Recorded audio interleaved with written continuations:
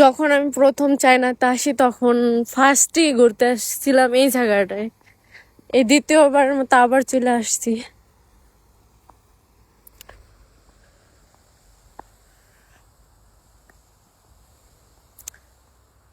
你你吹这个的吹，这个吹。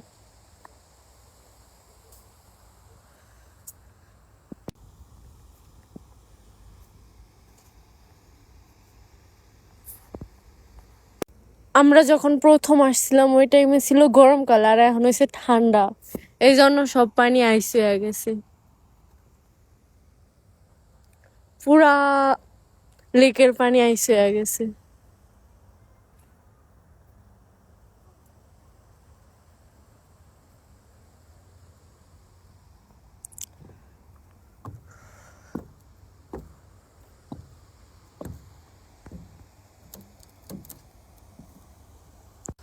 সবাই ভালো থাকবেন, আবার অন্য একটা ভিডিওতে দেখা হবে। আল্লাহ হাফেজ।